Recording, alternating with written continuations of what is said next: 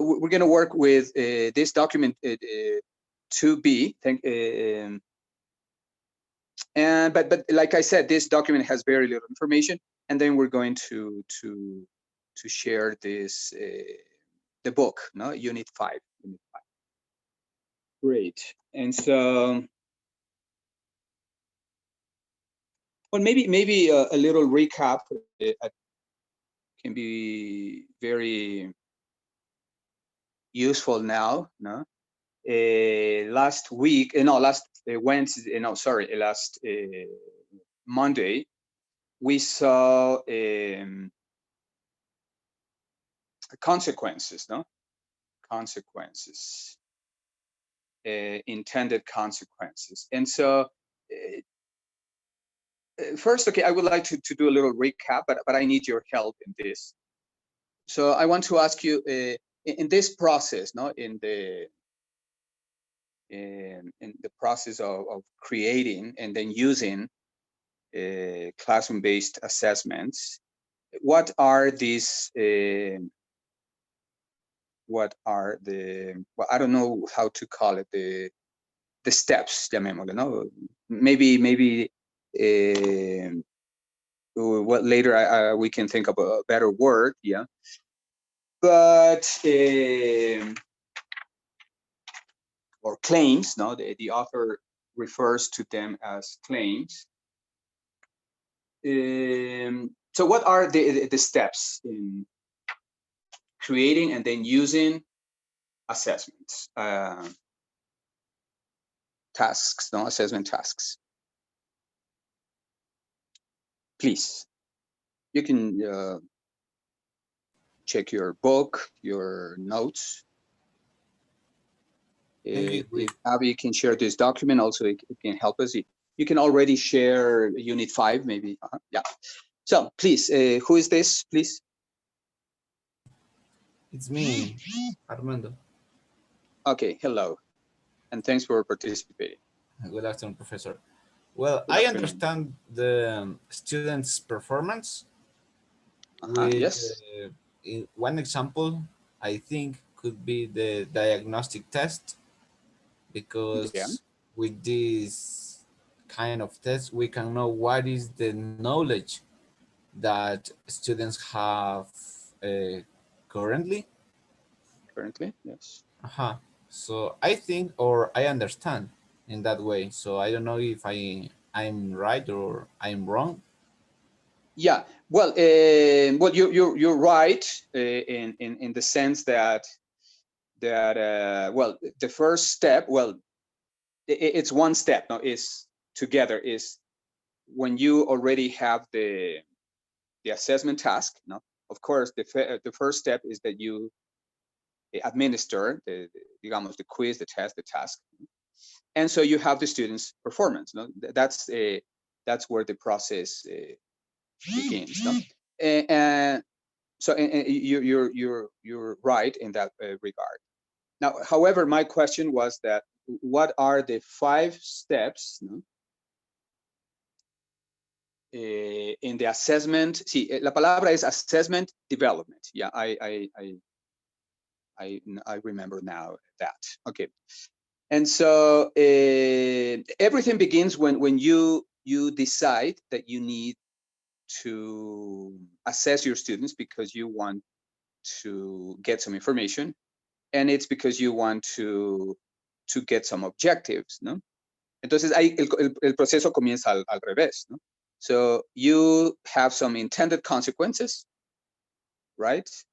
Because and to get these consequences, you need to make decisions. Entonces comenzamos de arriba, ¿no? Consequences, decisions, intended decisions.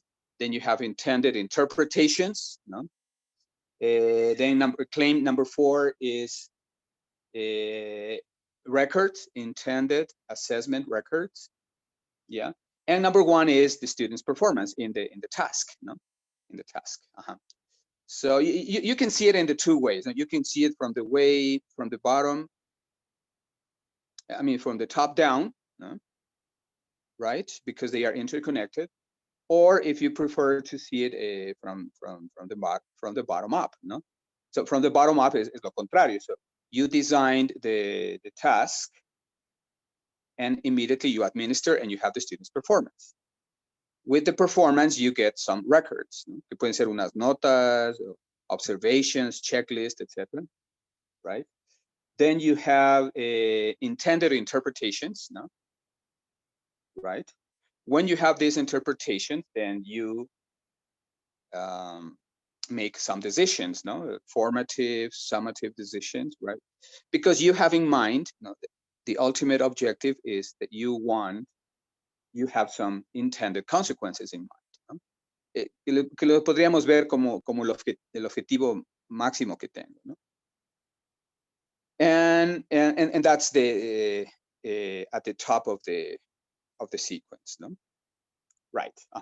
Pero es un proceso que va de arriba a abajo y también el de arriba se conecta con el de abajo y el de más abajo y así, ¿no? Okay, great. Yeah. For example, well, you can see this on in any example on page 33, 35.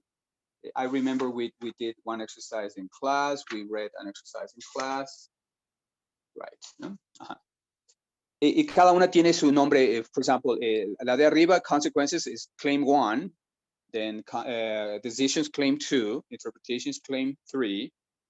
Intended assessment records, claim 4. Yeah, right. And at the bottom is the student's performance, no, on the task. Yeah. Right. So I wanted to recap this, no? So that you understand that this is a process. No? Last Monday, we saw in chapter 4, we saw intended consequences. No? Yeah, and it's necessary to refer to intended consequences because decisions depend on the consequences. No? Right. And so what are the consequences? No? Maybe another way to call them is maybe those ultimate objectives that you have, ¿no? For example, you want al administrarles un pequeño test, you want to help students improve their writing skills in an essay, no? For example, no, se me ocurre an essay. So that is what you have in mind. No? Help students improve, no, their writing skills, no, maybe in a particular aspect about the essay. No? Yeah. And so you have that consequence. And so if you look now, you're looking at the document here on the screen. And so what as you can see there, no, it says because the purpose of assessment is to collect information, you may need to assess your students whenever we need to make a decision, no? Entonces, en otras palabras, dice, we only need to assess our students if we need to make a decision. Okay. Right.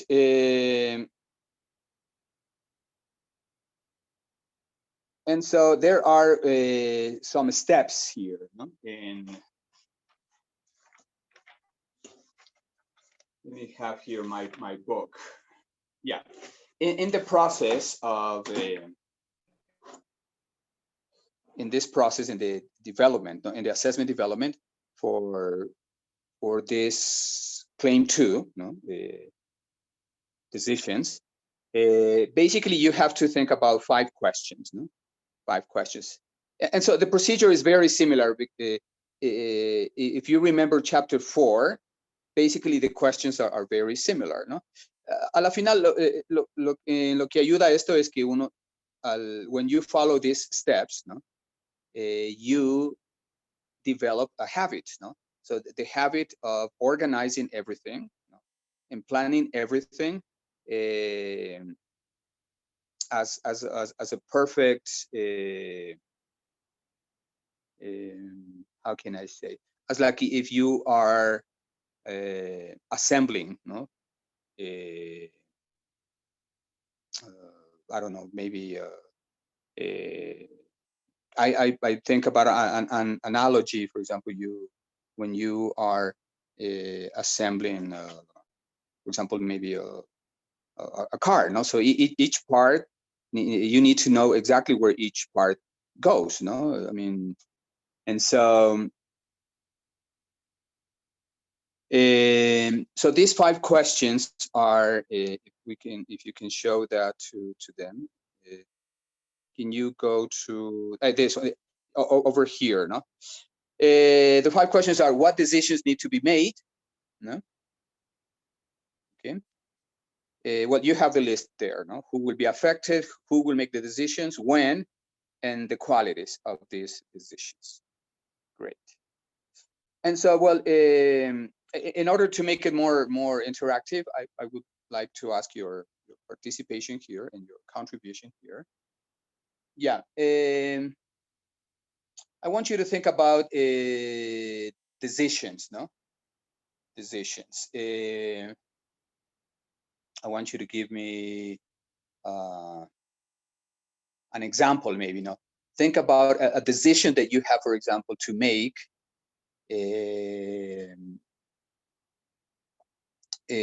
about a particular group that you have in class, no?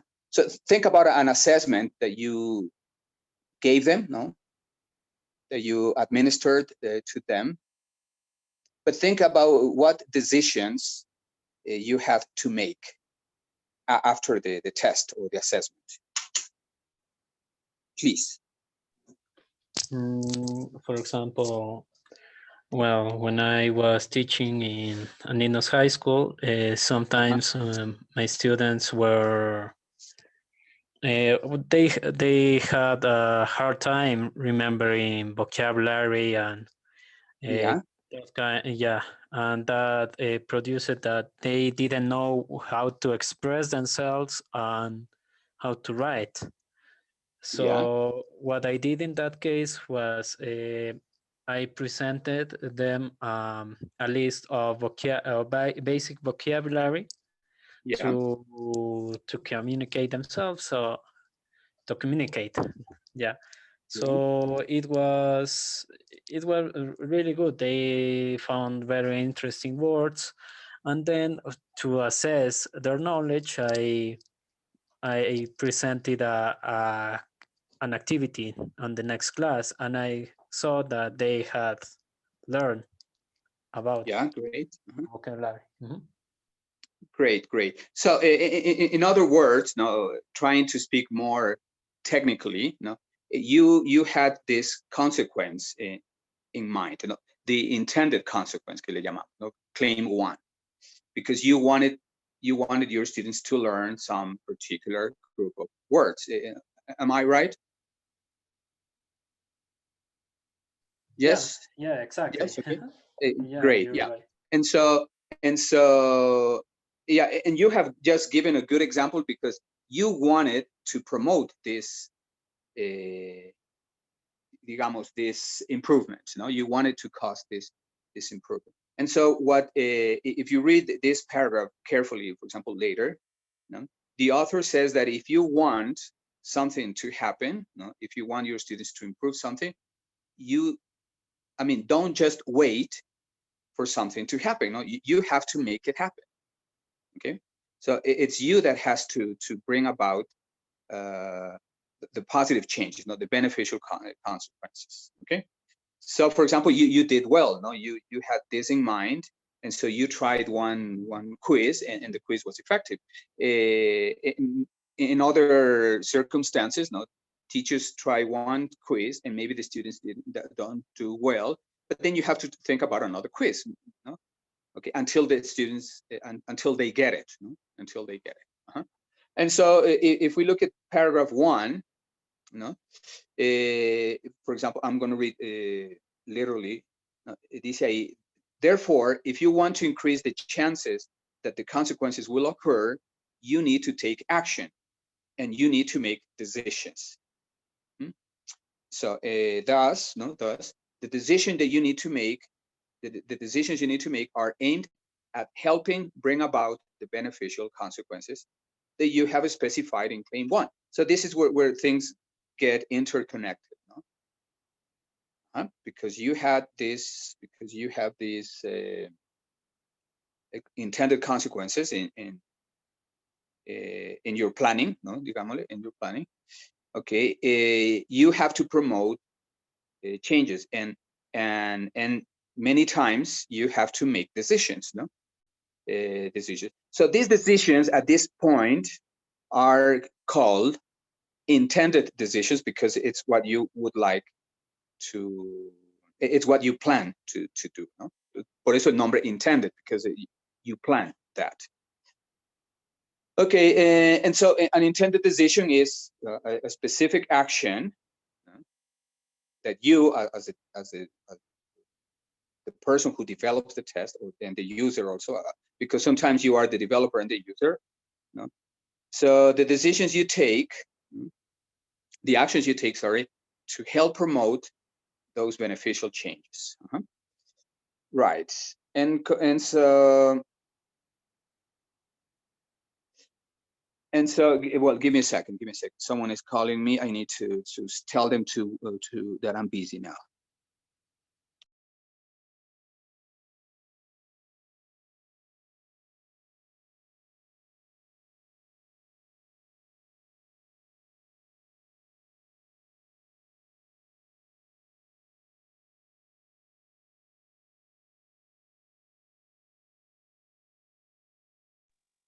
Sorry, but I don't have my headphones with me now. Okay, so okay, so that's the first step is the decisions that need to be made. A good example was provided by Hugo. Hugo, no, right? Okay. Yes. Yeah, thank you very much. Okay, and also as an extension, what you see in the next, after intended decisions, what you see in the next paragraph, is that a reminder, a review that we have formative and summative decisions. So, well, that depends on your particular group, and what you have in mind, but como recordatorio, formative decisions are those that where you want your students to improve some area, some specific area, speaking, reading, etc. With the objective of forming, your students. Por eso se llaman formative. And summative is when you want to make administrative decisions, like, for example, passing students, failing students, certifying students in other cases. And so, well, y también hay a little review that when you think about formative decisions, usually you talk about low stakes decisions. Es decir, decisiones que no implican tanto perjuicio para el alumno, basically the student. And when we talk about summative decisions is when you have medium to high stakes, because those decisions can impact a student's academic life. Right, but that's just a review, or a review. Now, sometimes, for example, when you are in the real practice, and sometimes you need to make formative decisions, but at the end of the semester, at the end of the school year, you need to take a final exam, and maybe you need to make summative decisions. Okay, and so well, that depends on you. I mean, where you work, and sometimes it can be both. For example, when for example, I last year I worked at Universidad Católica, and and we have a levels, no, level 1 or level 2, que ahora se llaman A1, A2, etc. Right? And so most of all the time, I would say, every assessment was usually both, no, formative because we wanted to help the students improve and bring about consequences, no, bring about the intended consequences, and at the same time, each assessment was also summative, no, porque se suman todo, no, all the participation in class, and at the end you pass or fail an exam, no. But, well, in that case the dynamics is different, no, right? But whatever the decisions that you have, it's important that you specify, no, what decisions you want to make, no. And well, until you get more practice or more expertise, obviously the recommendation is that you use the formats, no, that you have on the next pages, no? So you write the intended decision, y al frente the intended consequences, and in front you write the decisions, no? As we can see on page 52, no, 52. Well, we're getting there in just a few moments. Okay, so now I want you to think about your practice, no. I want you to talk about your schools, your students, okay, and I want you to think about another example of this correlation, no. So think about the intended consequences, no, that you had for a particular assessment, and then think about 2 or 3 decisions, no, that you have to make, just like the example of Hugo's, no. Thank you. So think about it. Take 1 minute, and then please share your example with the class.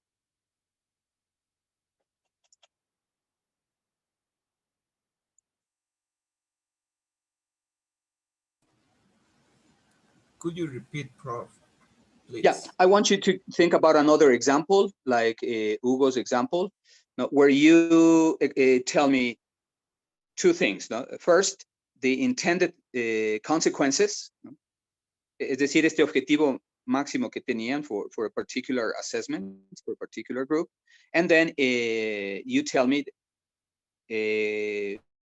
what were the decisions that you have to make, no? Relate in accordance, no, with the intended consequence.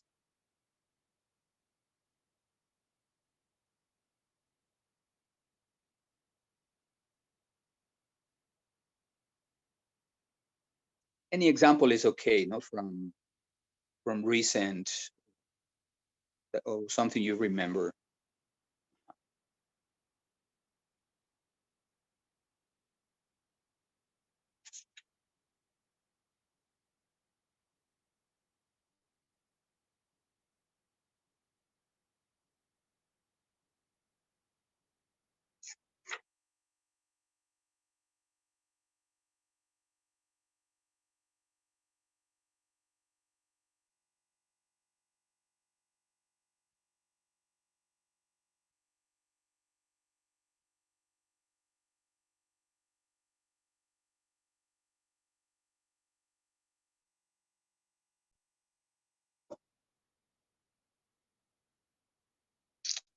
Okay, do we have a volunteer, or we can use the roulette?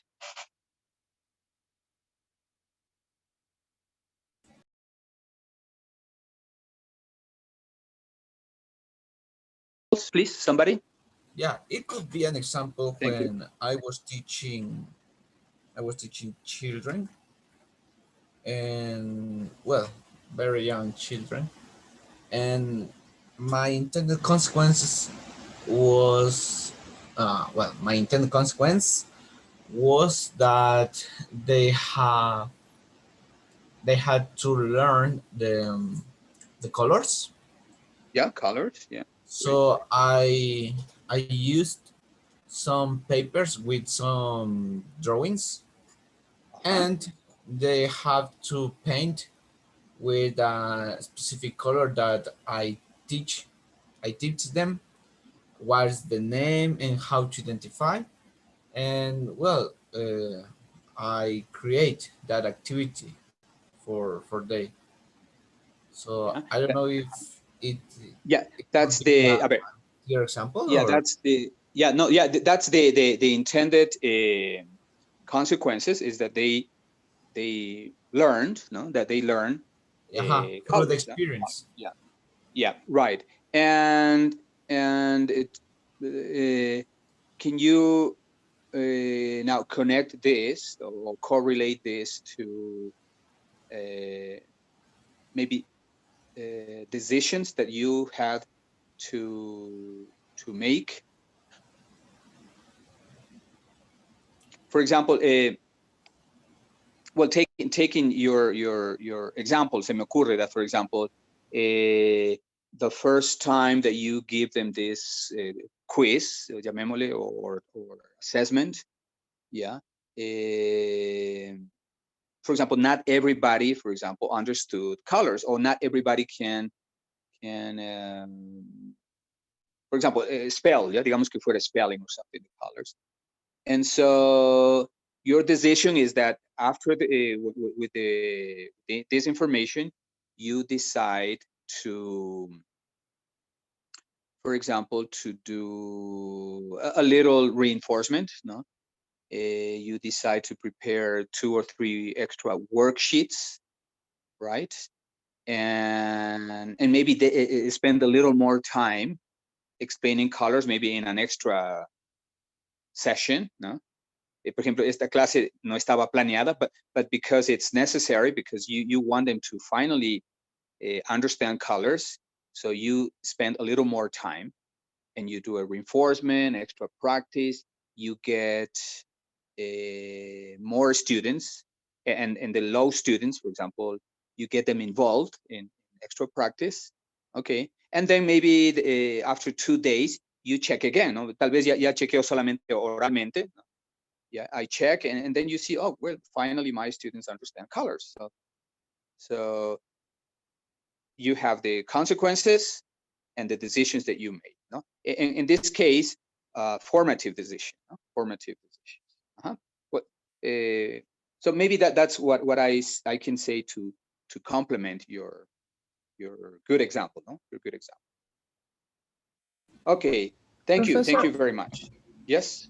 Well, I have a question. So intended decisions are what I do after I did present the information. Yeah, after you, intended decisions. For example, are specific. Intended decisions are specific actions, no, that you as a teacher take to help promote the beneficial consequence, o llamémosle en nuestro lenguaje, actions that I take as a teacher to achieve, no, the goals, no, the ultimate goal that I have for that particular assessment, and for that particular class. No? Yeah. Is those, digamos que son those extra things, no, that you, with all the elements for judgment, you know that you need to do to finally assess, repitamos assess, no, para que finalmente se consolide, digamos, no? Consolidate the unit of instruction, no? Or the topic, if you like. No? That's the intended decision. Well, sometime puede pasar, for example, that you do the intended concept. I mean, you analyze intended consequences, and the students, for example, most of the students, no, the class, they did pretty well, no, and so sometimes maybe you don't need to make any decisions. You just go on to the next lesson, ¿no? Pero es algo que debo tener en previsión, no? Like if there are 2 or 3 students who don't understand, you can, por último, no? If you have time and if you're working in a private school where parents pay a lot of money, they want their kids to have extra classes, to have a tutoría, y claro, como nosotros nos llenan de trabajo, you have to, one of the decisions is, for example, ¿quién va a tutoría, no? That's como que una mezcla de formative y kind of also summative decision, no? It's like in between. Que sí sucede, no? In many schools, that you have to give tutoría, no? Ajá. Prof, Yeah, I had okay. another Yes. experience from Andino Yeah, High School. please. And Yes, please share the experience. Thank you. yes, Prof, I had a problem because my students couldn't construct grammatical sentences in a proper way. So even with basic structure. So Yeah. I made the immediate decision, I think. So I prepared an activity with food to teach them about subject, verb, and complement. Yeah. And I had a consequence that I finally my students started to structure their speech using the structure that I provided them. Uh-huh. Great. Uh-huh. Well, that's pretty much the idea, no? Uh-huh. Right. Uh-huh. Yeah, y es como que, for example, now that you were talking, it's like we interchangeably relate, no, consequence with decision with consequence, no? Because although the graphs, no, show us that it goes from the top down, no, consequence decisions, but for example, if you want to make a decisions, you need to know that if the consequences are, I mean, you have to relate into the consequences, the final consequences that, or intended consequences that you want, that you. So thank you very much. No, very good example too. No? Very good example too. And so as you can see, what now, justo here, just now, at the beginning, at the end of this paragraph, no, we have this. No, maybe we can read this section. No, Abby, if you can help me read this, because I think there is something important. Oh, okay. To get the last paragraph. The last paragraph. Yes, please. Okay.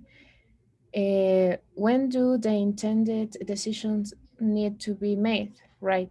No, this one that says other decisions, decision makers may also use.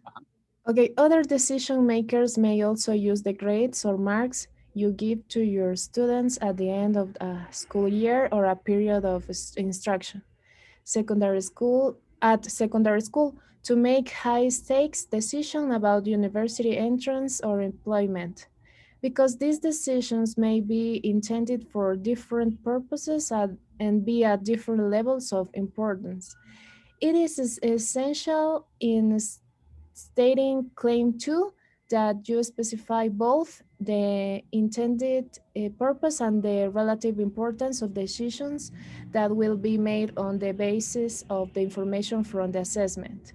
We would note that it is sometimes possible to use a single assessment for both low stakes formative decisions and for medium to high stakes summative decisions. Okay, thank you very much. Okay, so you see here you have another application.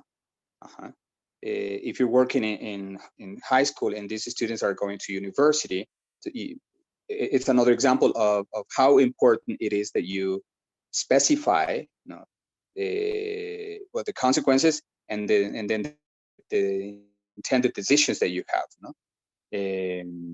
And like you see there, sometimes they are formative and summative at the same time, no? Right. Okay. So I'm going to give you this. We're about to finish this session. We're going to have this 20 minutes. The next session will be at 7 o'clock. So read the next pages. Now all this unit 5 for a better understanding.